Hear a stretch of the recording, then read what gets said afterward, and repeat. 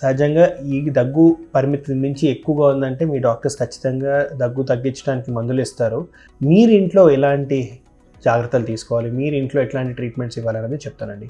ఎక్కువగా వీళ్ళకి steam inhalation కానీ, మాయిస్ట్ హ్యూమిడిఫైయర్స్ కానీ ఇస్తే ఏమవుతుందంటే ఎయిర్వేస్ అంతా కొంచెం మాయిశ్చరైజ్ అయ్యి ఎక్కువగా ఇరిటేట్ అవ్వకుండా ఉండడం జరుగుతుందన్నమాట. ఎక్కువగా ఏమన్నా చేసే టాబ్లెట్స్, లోజెంజెస్ కానీ, గమ్స్ లాంటివి నోట్లో పెట్టుకుంటూ అది రెగ్యులర్గా చప్పరిస్తూ ఉంటే ఏమవుతుందంటే రెగ్యులర్గా సెలైవా అది అయ్యి ఓవరల్గా కానీ గొంతులో కానీ డ్రైనెస్ లేకుండా ఉంటుంది.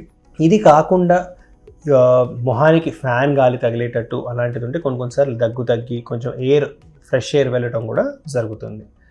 ఇవి కాకుండా ట్రీట్మెంట్స్ కాకుండా మీరు చేయగలిగినవి ఇంకేంటంటే ఆహారాలు, ఎక్కువ ఎలర్జీ ప్రోన్ ఆహారాలు కాకుండా ఈజీగా డైజెస్ట్ అయ్యి ఎక్కువ ఎసిడిటీ ఫామ్ కానీ ఆహారాలు ఇస్తే పేషెంట్కి రిఫ్లెక్స్ రాకుండా దగ్గు తగ్గే అవకాశాలు ఉన్నాయి.